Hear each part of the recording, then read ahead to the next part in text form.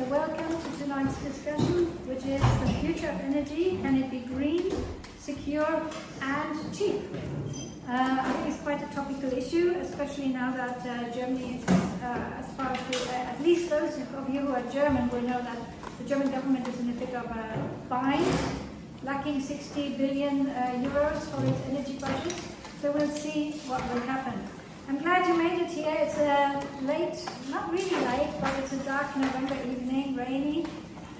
So sometimes you really have to push yourself, get up and come to a discussion. But I think it's going to be worth it. My name is Thilo Spahl. I'm the chair of Kreuzberg Institute. We organize these sessions every year once, together with the Battle of Ideas charity. The Battle of Ideas festival takes place once a year in London. It's absolutely a really fantastic event with over 1,000 participants, 600 speakers, many sessions, many different issues which are debated: culture, science, economics. You can have a look at this magazine from this year's program, which was in October. And we're always very pleased to be able to be a satellite to this wonderful event.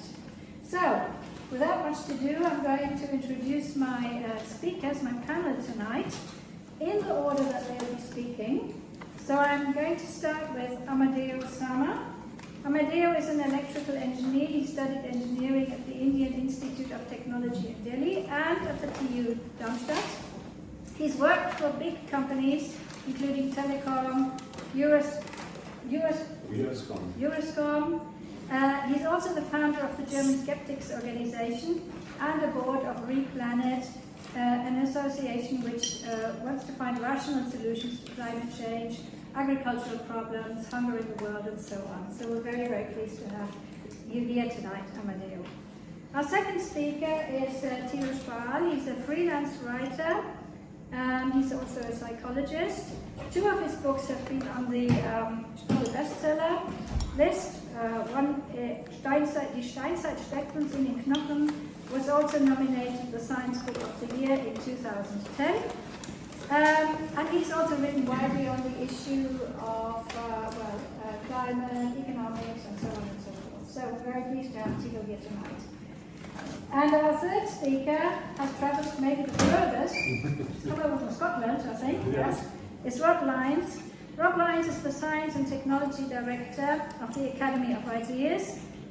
His interests are economy, energy. He's also written a brilliant book on food, which is called Panic on a Plate: How Society Has Developed an Eating Disorder, which I've read. And we're very pleased to have Rob here tonight too. So, without much further ado, I'm just going to pass the word on to Amardeo. The way this works is our speakers are going to give a very short introduction, up to 8 minutes, and then I'm going to open up the debate for the audience. So get ready, prepare for questions, comments, whatever you want to say, criticism. This is how this works. It's more like a conversation with the audience. So yes, now it's your turn, Amardeo. Thank you very much. So, as mentioned, I'm going to be talking on behalf of RePlanet today. If you want to look it up, just check the internet. And RePlanet.ngo is the overall organization. So, I'll be also speaking about what we want to do in energy, which also reflects our general principles, which is putting the aims and the goals first. So, it's not about whether we're using this or the other technology. What are we trying to achieve? So what we're trying to achieve also in energy is we want, on the one hand, a prosperous humanity. We want people all over the world to be prosperous, much more than today in many parts of the world. But at the same time, we want to liberate nature. We want to make sure that nature is not harmed in the process. So these two things need to be kept in balance. And the idea behind this, we need to do both. Keep these aims in the mind and not the instruments. So we've been looking at a lot of instruments in the past, and very often this turns out to be a kind of debate on the instruments instead of the goals.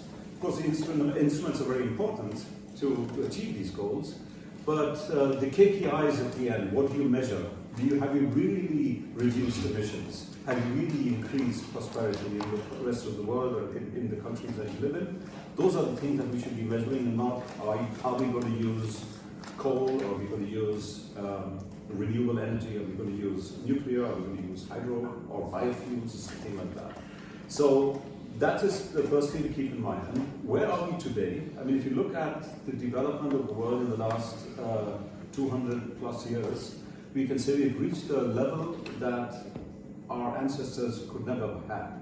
We have 8 billion people on Earth, and their living conditions are much better than they used to be. And I can only recommend Our World in Data as one site which gives a lot of information on this, and also my hero, Hans Rosling, who has said how much we don't know about this world, but how much the world has got better. But at the same time, this has come at a considerable cost, and we should be aware of that as well. We've achieved our prosperity, amongst other things, through fossil fuels. But these fossil fuels, again, also create a lot of issues. It's not just climate change, it's also that we have millions of people who die from pollution every year. So this is beyond what happens in many other places. So we need to make sure that we can also start addressing these issues that have come as a side effect at the same time. And when we talk about energy, by the way, I think we should not forget we also have the issue of agriculture, which also has a big impact on nature, considering that we use more than almost 50% of our usable land today for agriculture. So that's another problem, which may be a separate issue on its own. So the question that we have to, I guess we'll be discussing today is how do we transition, how do we quickly move on, and at the same time keep both these goals in mind, keep without endangering prosperity in many countries, like even in European countries, and building prosperity in the rest of the world, and at the same time making sure that nature is protected. So as far as energy is concerned, I think one clear goal that we should be following is to move towards low carbon, and not say we are going to renewable or this or the other, because we need to move away from fossil fuels as quickly as we can and change the debate from the various tribes who say we want to just promote this kind of technology, we just want solar and wind, or we just want nuclear or something else.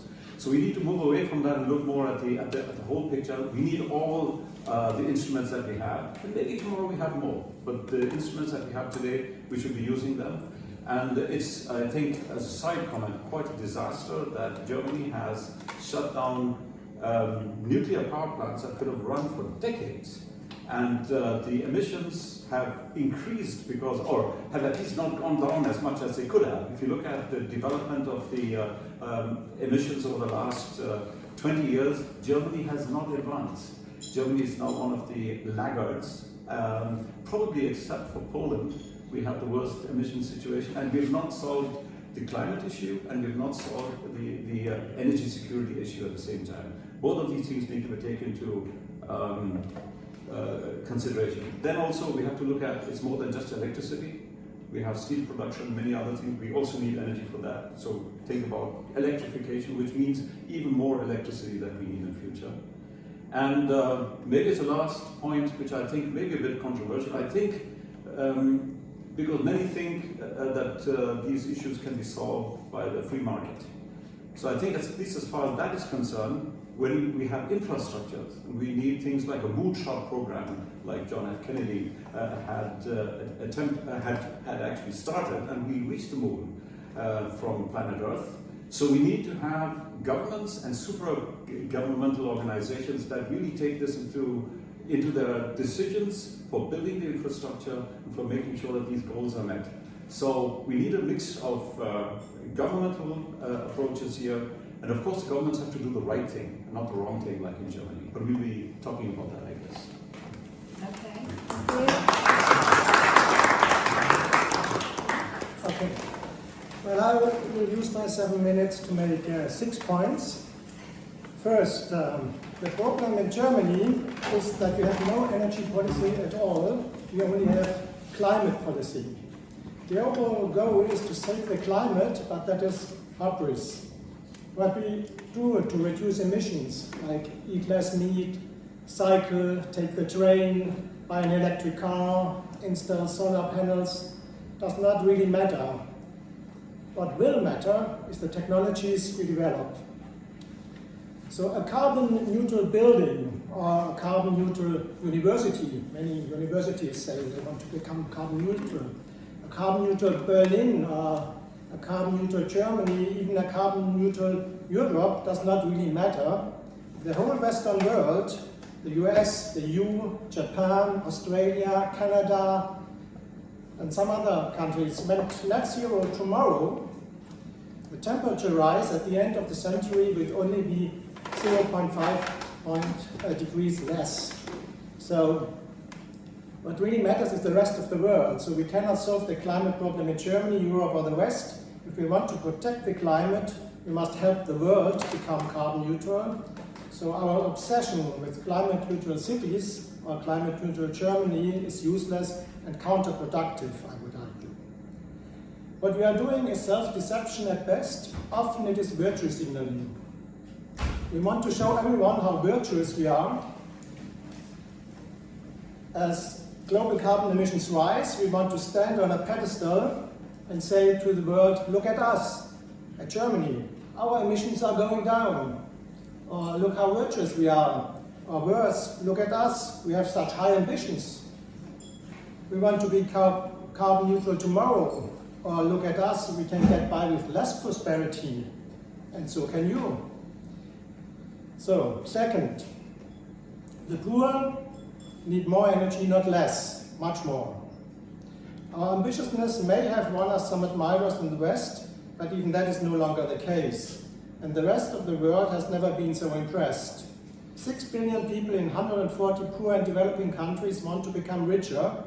Emerging economies need stable and high growth rates to become wealthier and close the gap with the developed world. And the key ingredient for that is affordable energy. They don't want to learn from Germany how to make energy more expensive, and we cannot deny them cheap energy. What we should be doing is putting a lot of effort into developing the technologies that will allow poorer countries and ourselves not to reduce their energy consumption, but to massively increase it without increasing their emissions. So third, the all-electric approach advocated by the German government is the wrong way to go.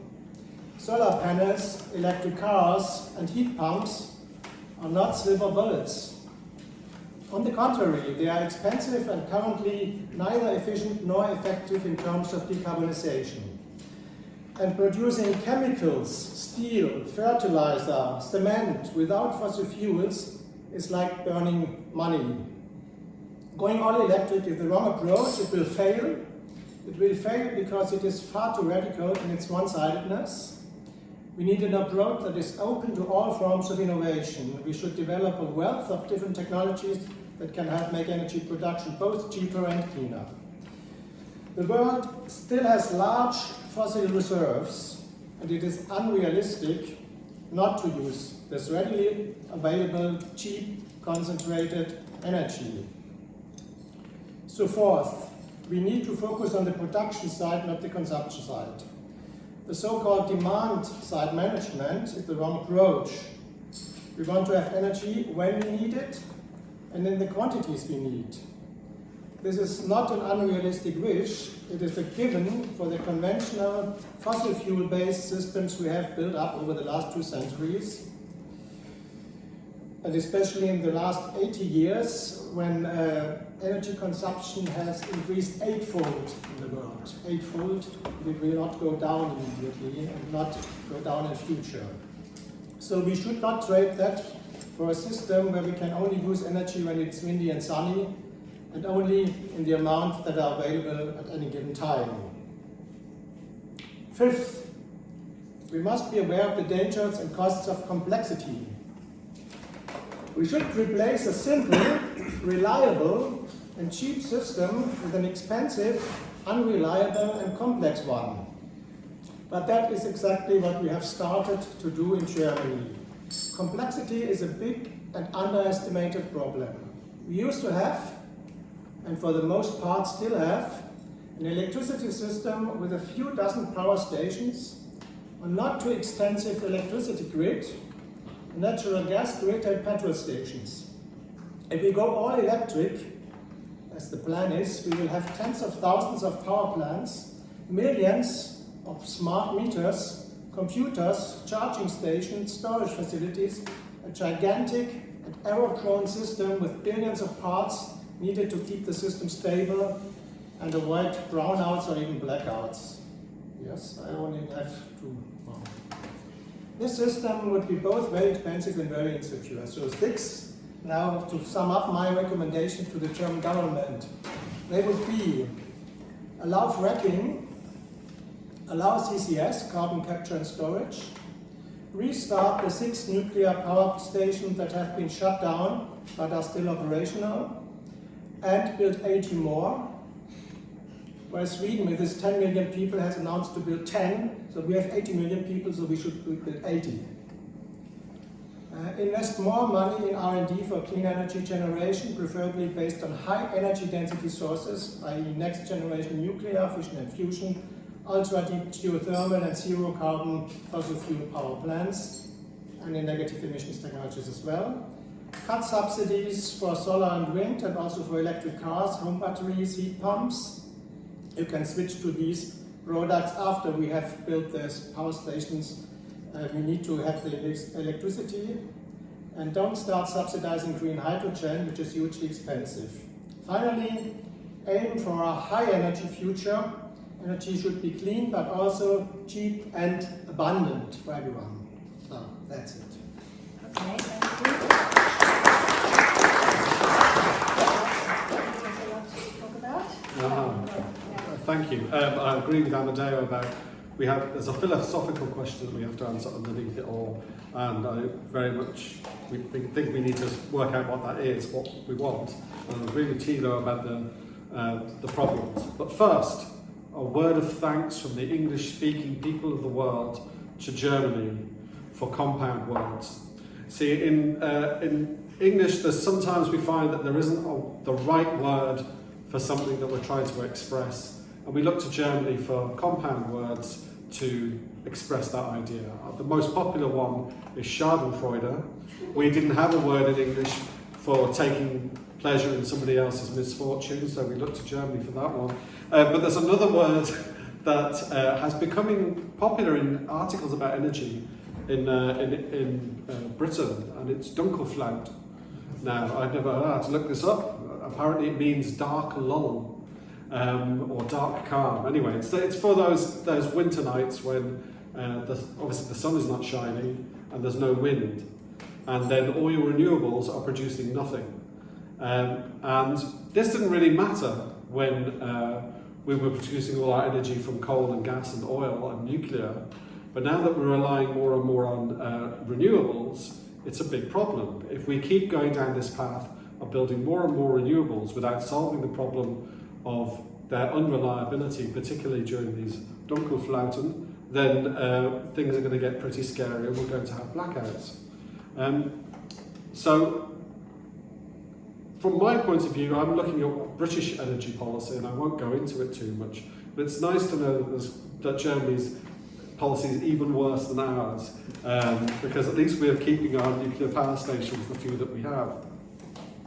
I've got a little bit of tourist information as well now. When we were at this Battle of Ideas Festival in London, I ran into Sabina and I said, I'm coming over to Berlin a day early. What should I do? What tourist thing can I do? Because I've done the Brandenburg Gate and the Reichstag and all that. And she said, you go to Potsdam. So I went to Potsdam yesterday and went around the palace and around the gardens. But what it really reminded me of was a comment by a British science writer who said, the kings of the past may have had hundreds of people working for them, running around, making sure that they had everything they needed. But actually, even a quite ordinary person in the modern world lives better than a king did back then, in many respects. And the reason for that, well, there's many reasons for that, but we have scientific progress, and we've had international trade and the division of labour both within societies and across the world. But the big reason is energy. We have managed to harness and use lots and lots of energy so that one individual can do the work that would have taken many individuals in the past. So, although energy isn't everything, it's almost everything in terms of modern society. Our lives depend on accessible, secure and affordable energy. Making energy cheap is really important. The cheaper it is, the more you can do. Just as an analogy, think about the internet. When I had my first computer in 1996, I used to phone up, and then connect to the internet, which was very slow and very expensive, download my emails and then disconnect straight away. That's all I could do, that's all I can afford to do. Now I have unlimited internet access and I stream high definition movies to my TV and I don't worry about it because it's so cheap that it's practically free to use the next bit of data. And that's the way we should be thinking about energy. That we should have abundant, cheap energy because it opens up lots and lots of new possibilities for not just for us in the Western world, but right across the globe as well. Not just for the poorer people in the world to catch up with us, but to do whole new things that we didn't think were possible before. And that's why we really, really need to focus on this energy question. Low price and abundance means new possibilities. Higher prices and restrictions reduces opportunities and makes our lives harder. Of course, we do have a new complication, which is climate change. Most scientists, perhaps not all, but most believe that burning fossil fuels and deforestation, grazing cattle, and other human activities are making the planet warmer. So what should we do? And here becomes the philosophical question. What is our major goal? What is our central moral yardstick that we decide about when it comes to policies? And I would be slightly different from Amardeo. I think that our philosophical goal should be to maximise the welfare of human beings. In a broad sense, I want to keep beautiful mountain scenery and sea coastlines and whatever, and I want to protect wild animals and all that. But that's for humans, and it's human welfare that must come first. And I think that the balance has gone too far in terms of cutting emissions rather than economic development. Economic development means we strengthen our societies, not just so that we can cope with climate change, because there will be some climate change whatever we do, but it will strengthen societies for all the other things that we face, like pandemics, like aging populations, like earthquakes, all sorts of different things that will be thrown at our societies in the future. We have to be ready for, and that takes economic development. And I think the turn towards renewable energy is very bad from this point of view. It's not cheap, despite what its supporters say.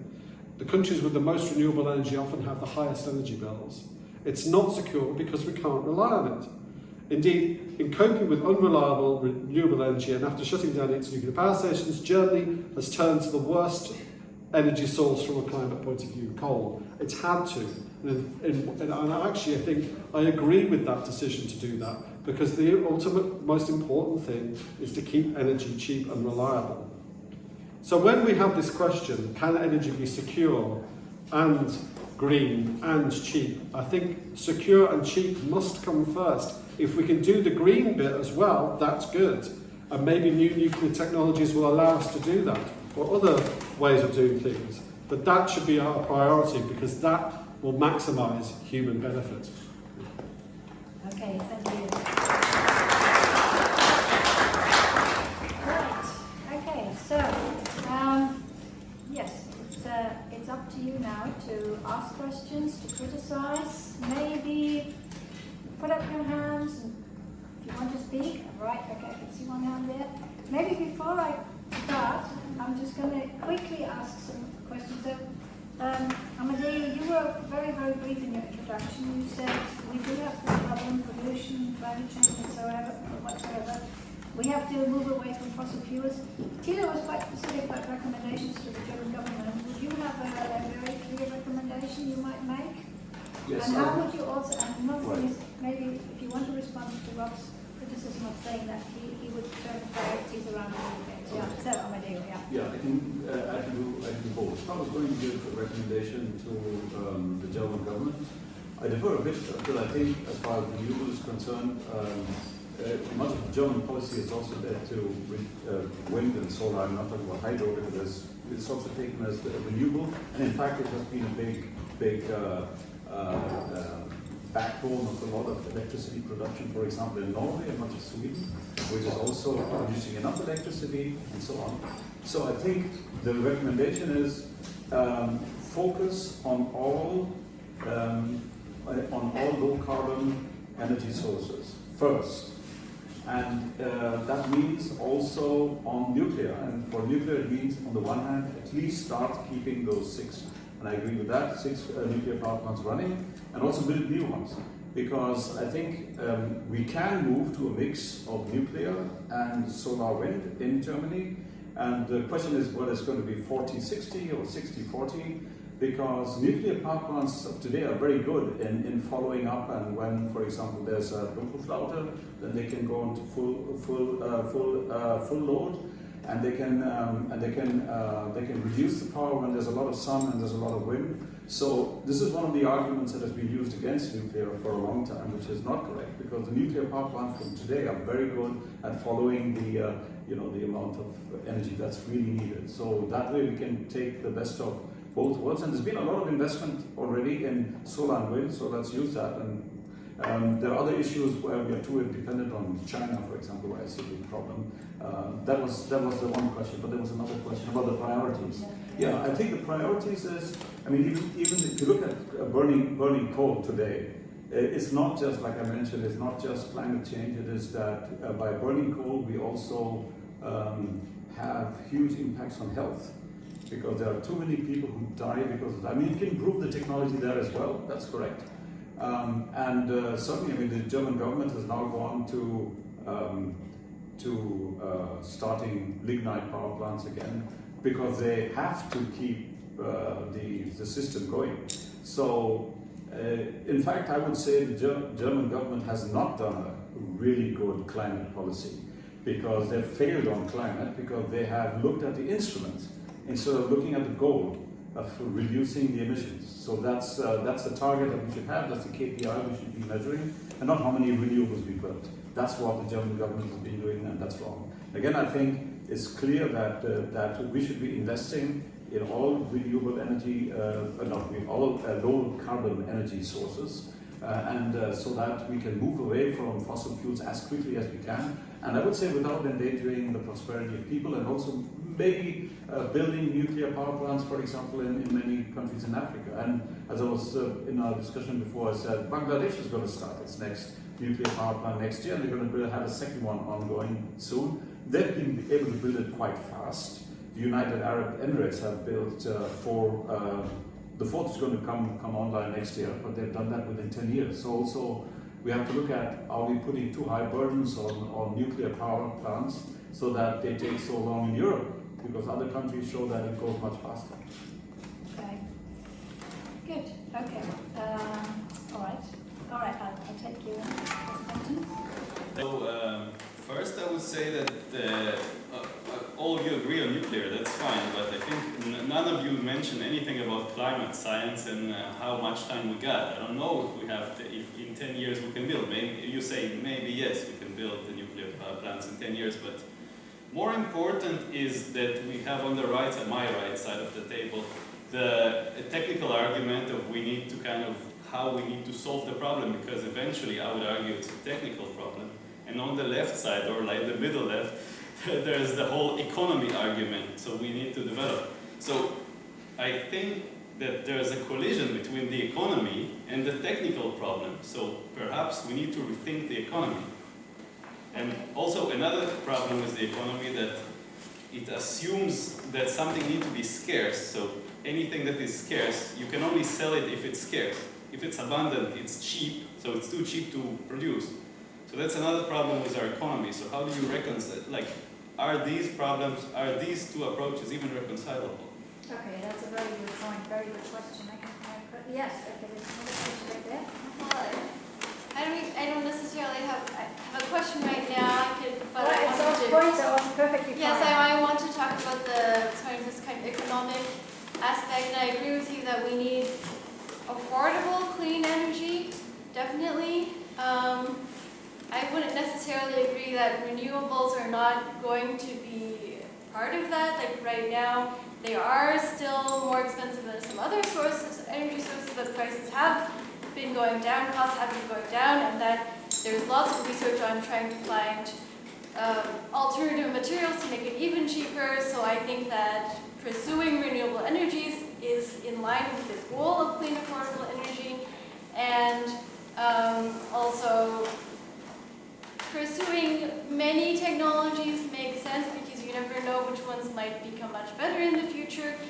On the other hand, sometimes having some targeted approaches can help because there's also the problem of like governments cannot subsidize everything, and we need also private investment, and if investors are not sure like in which direction things are going, they might not invest in much, and we need investments. I mean, I have more points, but like that's enough for now. Okay, I think that's a good point too. Yeah, I mean, I also have a question maybe which you can pick up then, so from the one, which is, I mean, are you going only for older solutions then? Are you sort of disregarding the, so a lot of the discussions we've had here were democratically supported. So many people said it's good that Germany is moving into this direction of alternative energies, and we need to try out something new. And it sounded as if you were kind of propagating old solutions. You said we need fossil fuels, we need this, we need that. So maybe you could make say something about that. Yeah. So say it's clear that we have consequences if we start shipping CO2 into the air. That'd be an important point. And yeah, I may be wrong. You were saying that you'd like to turn the discussion around a little bit. You start with a human approach, you said, was what we needed. Mm-hmm. But aren't we so interconnected with nature, so much I mean, you know, we realize, I mean, you mentioned the point that you've got countries like China, for example, which themselves have realized, what's the use of having economic growth if you can't breathe the air anymore? So isn't that kind of, why are you making that distinction? These would be my questions. Okay. Any more from the, yeah, so I'm going to take, yeah, okay. So on the right, you said we've lost, or the German government has lost sight, they're looking at the instruments but lost sight of the goals or objectives. So I've been asking myself for years, like, what are the objectives? Because basically you would have to see it as like an input-output thing, and you have one probably variable, which is CO2, and a few others like methane, and you try and get those down, right? So then you implement a program which is geared towards whatever the natural preconditions are. So I guess Denmark or Britain, which have longer coastlines, could have more wind. Some countries could have more hydro energy. And then you can look at countries like France, which have a lot of nuclear, which have a very good ratio of CO2 per kilowatt or whatever. Right? It should be that really, right? But some mixture, essentially. But then you look at these climate protest groups and stuff, and it doesn't seem that rational, as all three of you have phrased it and framed it in a fairly rational, scientific, sort of goal-oriented way. I mean, with Fridays for Future, we've discovered now the goal is free Palestine, apparently. But, and one does wonder, like, why don't they, I mean, could be their goals are different. They could be from like the hippie movement or something, like they want a very sort of soft future where we concentrate not on economic growth, but on our hobbies or on making music or something like that, which is fine in itself as a political aim, but it seems to be mixed in with the climate being an instrument in itself to push very different goals, like an unconditional basic income or those kind of things. Okay. All right. Well, that gives you something to. That's quite a lot. That's why I'm then calling you back in. You don't need to. Okay. Many questions. One question was how much time do we have? There's no answer to that because there is no point in time where the world is going to end because of climate change. it will always be the costs of the consequences of a warmer world that we have to adapt to. So we have to build dikes, and we have to give money to spend money on air conditioning and so on. So we have costs, and we have costs of avoiding that. So, and there have to be a balance between these two costs, and so it will always be a trade-off, and this will change with time, and technologies will develop. So you can't say, as many do, saying we calculated our carbon budget, and we have this 1.5 degrees aim because we decided on that in Paris some years ago, and so we only have 7 years. Well, that's not from the real world, this argument. That's just a setting, a set of a point of time. The other questions: do I favor older solutions like fossil fuels? Well, certainly not. I'm all in favor of new technologies, and we have to develop them. But it has a reason why we have used all these fossil fuels for such a long time and still use it, because they are just great. They have a high energy density, they are in the ground. I only have to drill and the oil comes up and I can burn it. There's not much of investment needed, not much of material needed. I need a lot of materials a lot of mining for wind turbines and for solar panels and so on. So it's just too good to not use it. What we have to do is find solutions, if we want to avoid too much emissions, to avoid emissions of fuels, not fuels. So we can use fuels, and we can use CCS. Which is done in many countries in the world already to a certain degree, which is still banned in Germany for no good reason. Norway recently offered to sequester all the CO2 that will be emitted in the whole of Europe in the next century. Only Norway said we could sequester it, we could bring it underground and put it away from the atmosphere. So we can use fossil fuels in intelligent ways without having big emissions, and it's always the question of the price. Will it be cheaper or less cheap than renewables? And renewables will always have a part in the mix, of course, but if you increase the share of renewables, you increase the complexity of the system and the need for many other very expensive parts to keep it stable and to keep it running and to avoid Dunkelflaute. And so from a certain share of renewables get very expensive. And so they have the limits. There's a say, you can put it like, someone put it like that, renewables are a cheap way of producing expensive energy, and nuclear is an expensive way of producing cheap energy. And you have to use both and have to see at what point of time and where best to use what. Okay. Well, I mean, I just wanted to carry on with this human-centered discussion. We're currently facing a climate disaster right now. If you walk outside that door, that's a climate disaster. It's called winter, and we have one every year. And one of the great things that we achieved as human beings is we almost ignore winter now. It's like just not a big problem because we have buildings and we have heating systems and all of these things that help us to cope with the winter in a way that we wouldn't have been able to do in the past. Winter was always a really big problem for societies in the past. They had to gather up lots of food and prepare for winter. And we can do that now thanks to the abundant energy. We should always remember that. And in terms of fossil fuels, at the moment I think we need to burn more fossil fuels, not necessarily in this country or in the UK, but around the world, to allow people to have economic development quickly and in an easy way that any society pretty much could do.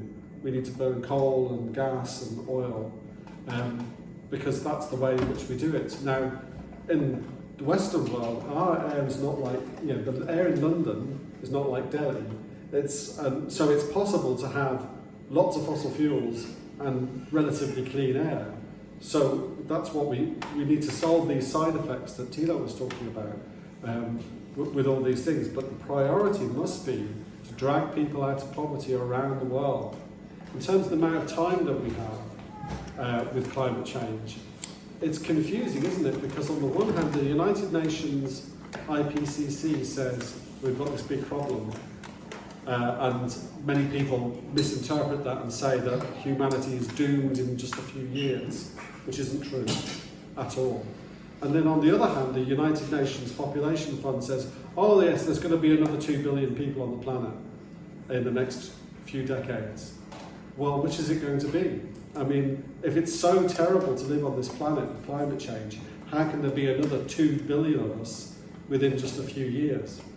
Actually, our lives, as Hans Rosling rightly points out, our lives are getting better and better around the world. We're achieving wealth for everybody in the world pretty much. That was unimaginable a century ago.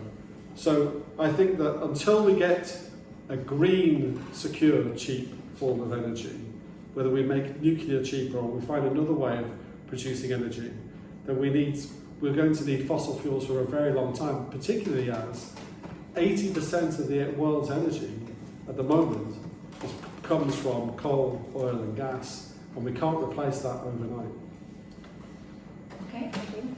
Well, a couple of points here. So first of all, I think we still are because of the 80% still in a big mess in a way. I agree, like I pointed out at the beginning, that fossil fuels have brought prosperity so far, but they also have their side effects. And we've seen, I remember in Germany they said, blaue Himmel über Rhein und Ruhr, so that new technologies are brought in to clean up the stuff. But I'd like to just make a point, because I was also asked about climate change. I consider climate change a bigger problem than maybe the others do here, because I see it is, the IPCC has predicted that it will probably go along the way we do right now. We'll have 2.7 degrees more by the end of the century. And I agree to a lot of, to a big extent, we've been able to cope with a lot of these things. But if you look for it, I'll just take one parameter as an example, because we know that from our prehistoric records, that if the temperature stays at 3 degrees more for thousands of years, you're going to have 21 meters higher sea level. So we need to, the time is not like some people say 5 or 10 years, but I think it's a century problem that we have. And so I would agree with that, not talking about 1.5 degrees or saying we need to solve it in 7 years. We have a century problem, maybe a millennium problem, to get the emissions down so that the carbon dioxide concentration in the atmosphere goes down again at some stage, and so that we don't, because the Earth's response is not, thankfully, not so fast, because we know that it takes sometimes thousands of years for the sea levels to go up, because that's the time we need. But still, we need to be aware of that. And that brings me to another issue, because I agree we need prosperity now and in the future. So I think we need to balance, and there's a very interesting group called, I think they're called,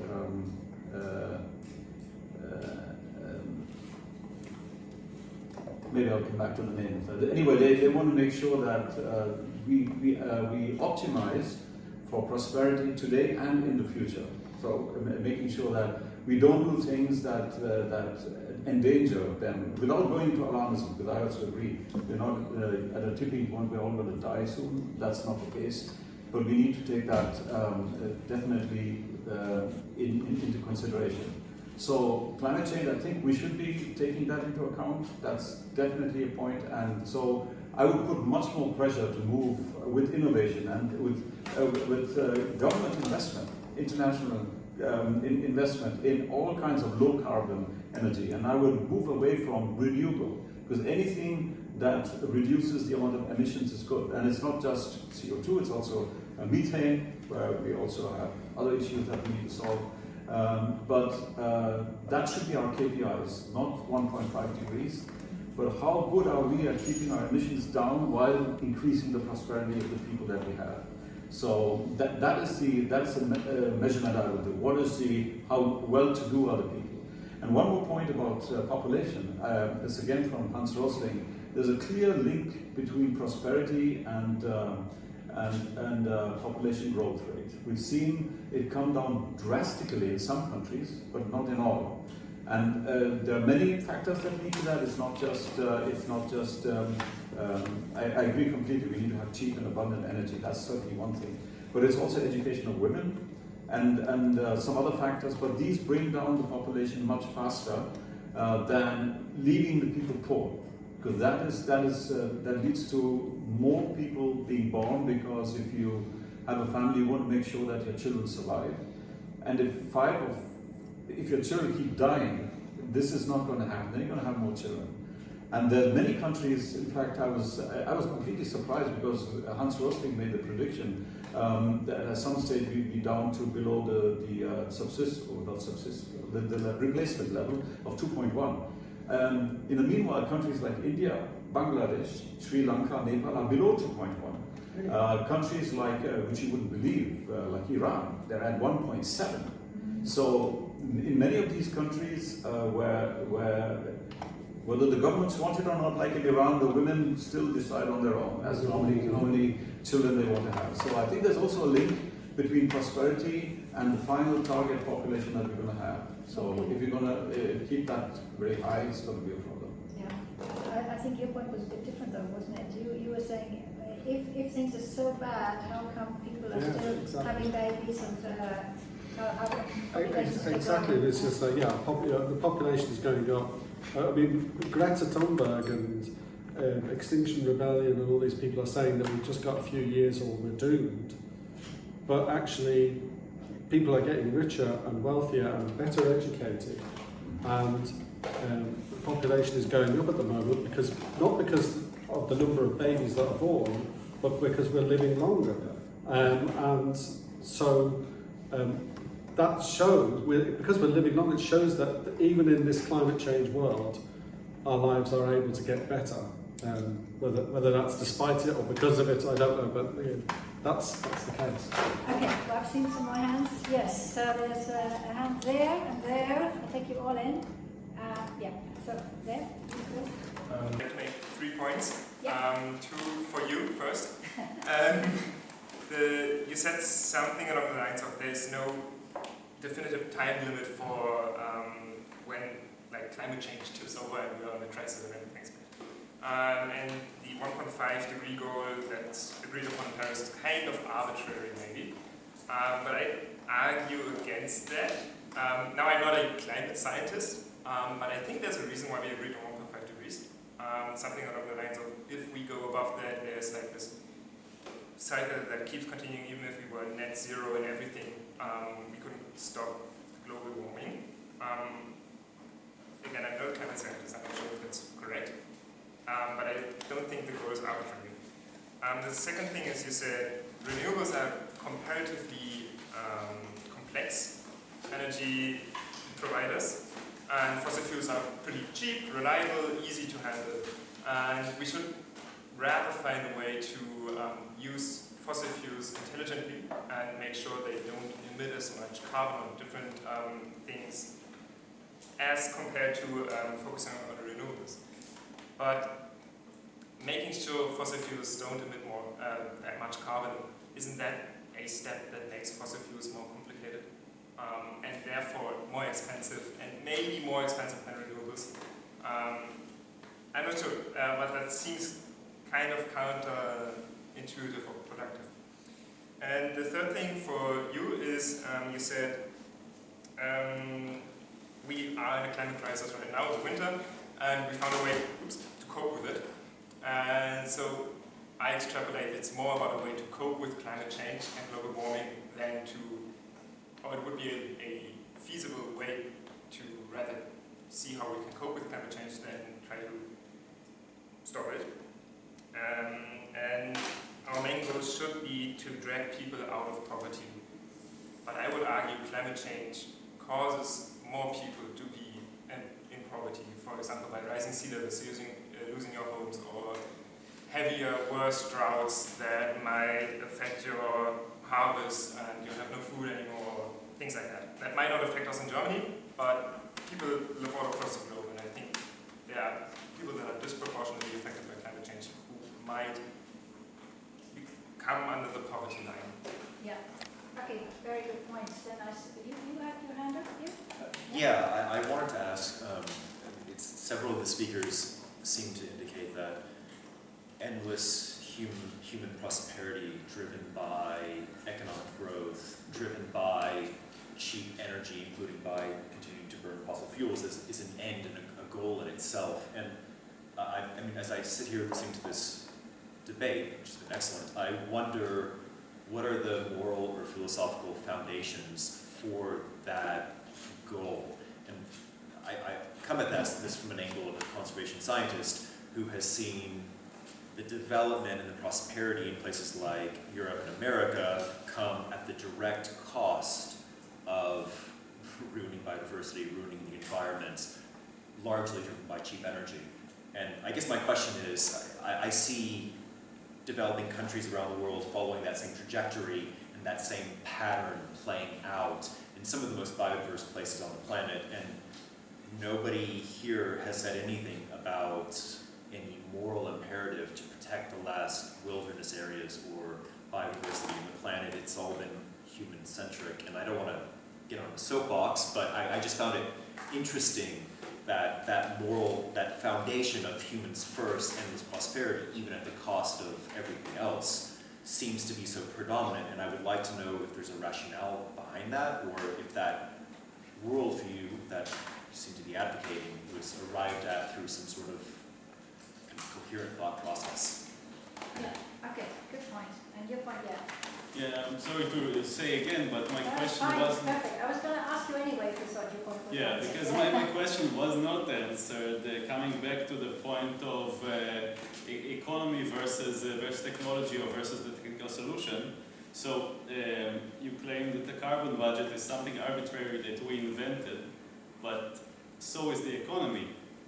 While the carbon budget is related, hopefully, to something real, if we believe scientists, the economy is less related, or less related to sustainability. It has no, it stands on the other side, actually.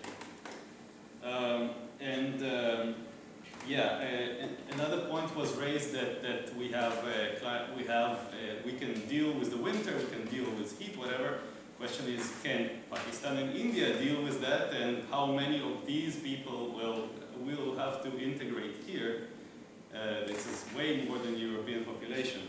And the last point is, there is no, you seem to imply that there is why people have more children, and that there's kind of that there's if we're doing so badly. Well, I would say there's the growth of population and human suffering can totally go together. Just look at the Industrial Revolution. Okay. Well, it's a bit linked to the point made over there that climate change could also cause poverty, that's what you were saying. So it's okay for asking about what about poorer countries, yeah. Any more questions? Yes? Okay, You mentioned the Apollo mission. Yes. And I think there's a correlation between the shutdown of the nuclear reactor and the Apollo mission. Both of them were governmental agenda, and they were populistic decisions. I mean, Apollo mission is very important, it's an inspiring thing, but the amount of money that was invested in that was actually designed to show the Russians that the Americans are more advanced. It did not produce so much knowledge as maybe sending thousands of unmanned probes to the moon or any other stars. And I think if you look at history, most politicians, they just follow trends. They don't create trends. They want to be elected, it's part of the system, and the question how, I think at the end of the day, the solution is education. to spread the data, the information, so people can make educated choices, and not based on fear and negativity, which you see how much it's so popular on social media that made it so popular. There's no real discussion like what's happening here. Okay, so I'll take the panel back in. I'll start with you this time then, Rob. Oh, okay, right. I'll try and fly through a few of these questions, right. 1.5 degrees, that's politics. So I remember meeting a Canadian science writer and a British science writer I think the Canadian woman was over in London giving a talk. And this is just at the time when the Paris climate talks was going on. And she was really angry about saying, what is it that my government has pulled out 1.5 degrees as this new idea? It's like nobody had thought of it before. Everyone was aiming for 2 degrees. And now suddenly the Canadians have persuaded everybody that it was 1.5 degrees. Just because the Canadians wanted to have something to say that we did this. The same thing happened in Britain when one of our many prime ministers resigned, Theresa May. Before she left, we had a vote on net zero, or rather we didn't have a vote on net zero. Her government decided that as her last act that we'd change the goal of British emissions from 80 degrees to 0, so 80% to 100%. And Parliament didn't even vote on it. Everybody said, oh, that's a very good idea, and that was that. And now we've got net zero as our goal, and nobody voted for it. Not even the members of Parliament, let alone the people in the country, and nobody had discussed what the implications of it. These bad ideas can pop out of nowhere, get popularity amongst the political class and the NGOs, and then they become stuck, and I don't think they're really thought through at all.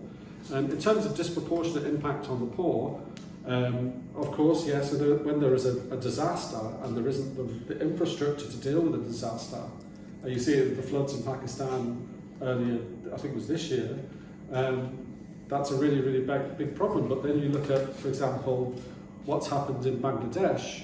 There was big flood in the early 70s and it killed hundreds of thousands of people.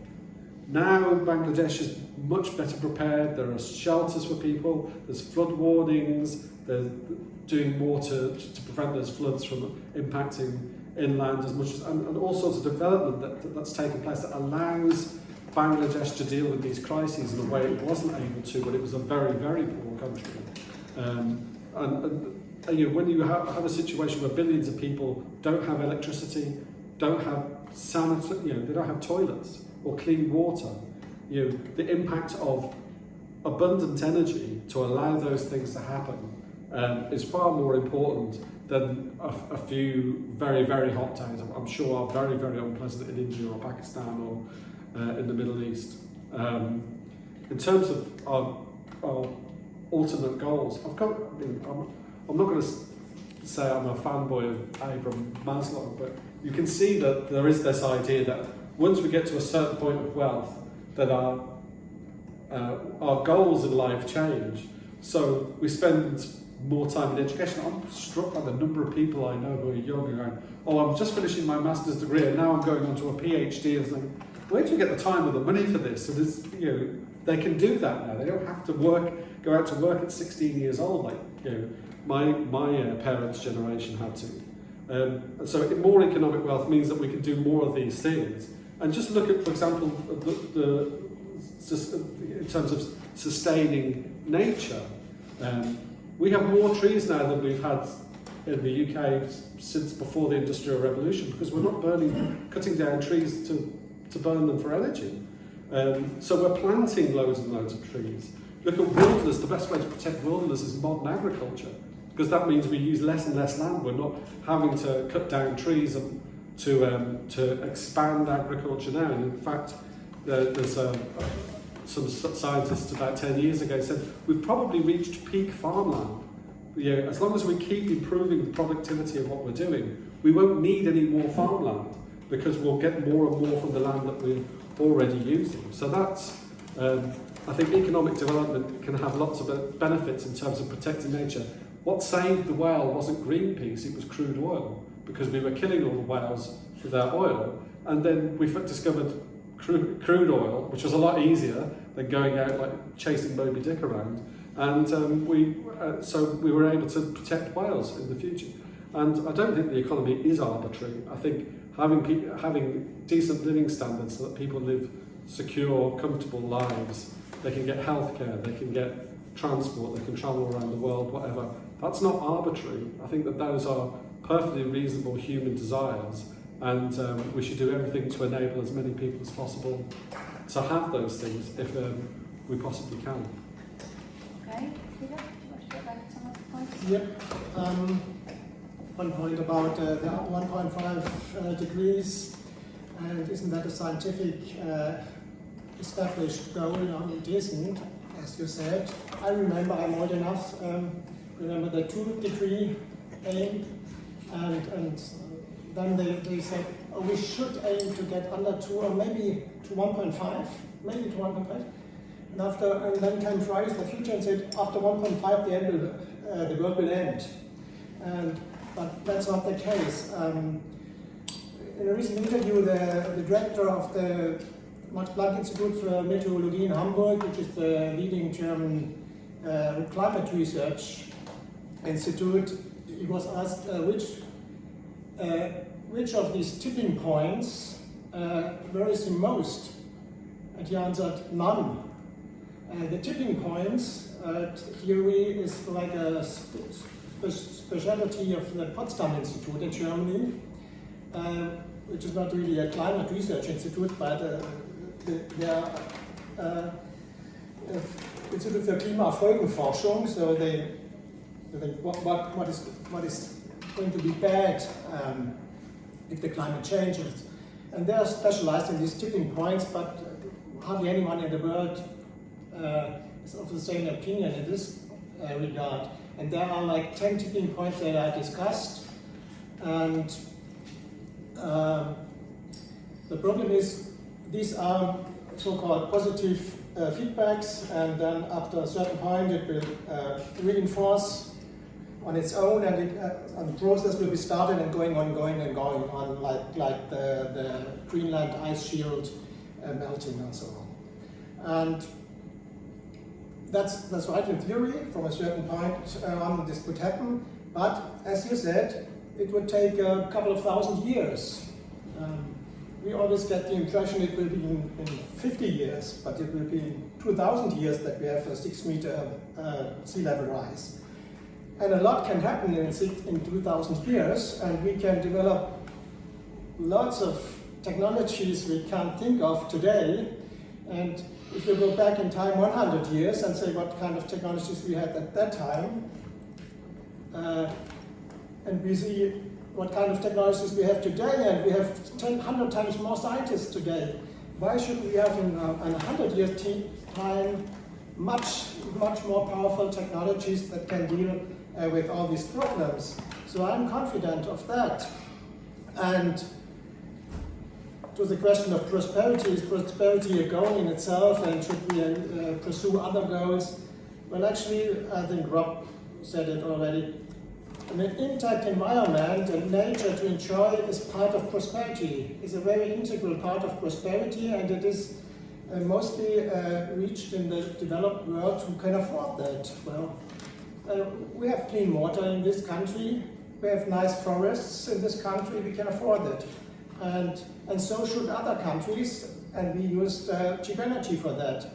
And cheap energy is also the key to being able to deal with some harms that might come with different climate in the future.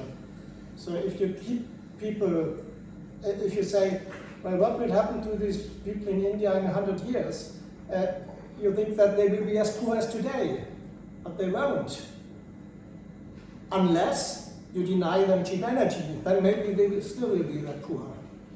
Okay, so that's up to you now to challenge. Right, yeah, okay. So a couple of things.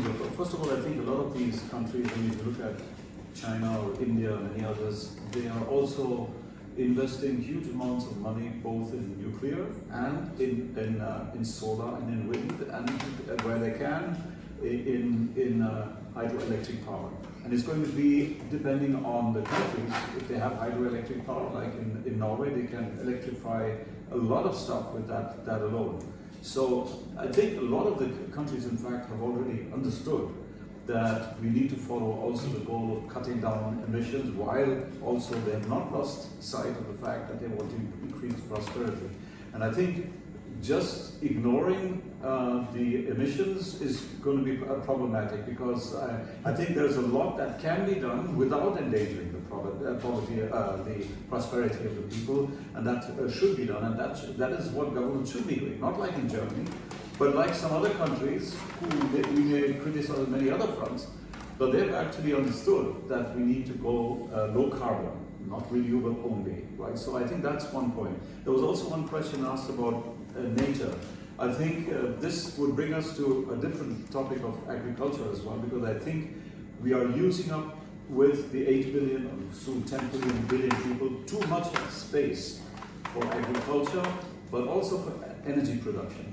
We need to bring that down, and that requires targeted policies that are also funded by governments, of course. That we need to put a lot of money in the right investments, not in the wrong ones, right? So, and that means that in the end is also taxpayers' money that goes into that. But I think a lot of it can also yield a better environment at the same time. It's very much like there's a so-called Kaya identity. I don't know if you've heard of that. That is how well are the people, the number of people you have, what is their prosperity, and the prosperity requires energy, but how much side effects do you have with that? And the side effects, to cut them down, I think that's where we need to put in the energy, our investments into that. We also have a problem with the carbon budget, because fossil fuels are not infinite. They're going to end at some stage. And whereas other things, like, for example, even wind and solar are, as long as the sun shines, is infinite. But even nuclear, because there's enough uranium in the seas so that you can run the planet for the next millions of years, right? So it's not just a couple of hundred. So we have options there, and I think we should be following, like RePlanet does, both elevate humanity, but also set nature free. And setting nature free means being able to do the same things using less space, less energy, and not less energy, but less space, and of course using the most dense forms of energy at the same time. So I think we have a lot of options in this direction that we can follow, and if you would like to support that, RePlanet is both starting another campaign, keep the nuclear power plants, start them up again, but also invest in new technologies like precision fermentation, where you can use bacteria to create food, and you can use much less land to create the abundant food and abundant energy for the future. And so my point is, let us invest in those technologies. Okay. Well, I'm going to give the panel one more chance to speak their final word after you've spoken. So anybody who's now totally shocked or agrees or has more questions, this is your last chance, because we've got another debate following on from this one with a panel of 4. So last chance to raise questions, make points. Yes, so I've got one point back there. Yeah, I found this discussion very useful actually, and the questions very useful as well. But to come to your point, I think that this idea that climate change causes poverty, I think actually I see it completely the other way around, that it's the descent into poverty that is causing climate change. And just to explain that a little, it seems to me that it's the point in the 20th century that we reached where economic growth started to slow and we lost a lot of confidence in the future, was precisely the point that we became more concerned about climate change. And I think, the climate has been changing all the time. I mean, it's not a new thing. The climate, as was pointed out in the panel, is something that always changes. It's just when we have the confidence of politically envisaging the future and economically growing, it was just something, the changing climate was just something that we dealt with. We built sea walls, we did all the other, we cleaned up engines. I mean, that all happened largely before climate change became a matter of discussion. And I think it's that point where we lose confidence in economic growth that we become far more concerned about climate. And the danger is that we actually deprive ourselves of some of the energy forms that will actually see us through the difficult period of a changing climate. Because there's no doubt the climate is changing, we need to do something about it. But we probably need more energy and more abundant energy to be able to manage the next period. Okay, good. Then There's somebody here in the front who's been wanting to talk for a while. Who is it? Yeah. Sorry. How are we going also to deal with the nuclear waste and all the risks and perils of the nuclear energy? For example, terror attacks, for example, a cruise missile in ISAR-2, or without mentioning Fukushima and Chernobyl, which were complete disasters and costed billions and millions of lives. Maybe not millions, but many lives. Just mention cancer and so on. So this energy at the end is maybe way more expensive and way more dangerous. So we have to deal with the nuclear waste for thousands of years. Which will be very expensive and very dangerous. So another point, as I know, some uranium comes from Russia, for example, as well as gas and oil, steel. And from other dictatorships, for example, Qatar. If we are going to buy even more gas from Qatar or Senegal. Not only from the democracies like Norway or Canada or US. And another point, fracking, is brain dead and totally counterproductive and extremely expensive in every sense. At least in Germany. For example, and even if we would start to invest a lot in fracking in Germany, we would get the first amount of gas from fracking in 10 years or so. Earliest, as I know. And we are running out of time. Also, yes, the tipping point. So I don't know whether it's at 2 degrees or maybe 1.5. But each tenth of degree, is an asset. So the less it will be, the better it is, and the lower the cost of adjustment will be. Okay. So and without mentioning a millions of immigrants, which would flood Europe and North. For example, from India and Bangladesh. And sub-Saharan Africa, for example, which we are experiencing already, and it will be more. Okay, good points. Ian? Yes? Thank you. I have much to say, I try to be short. I think the problematic of climate change is a kind of self-deception, in my opinion, because the human being is not at the center.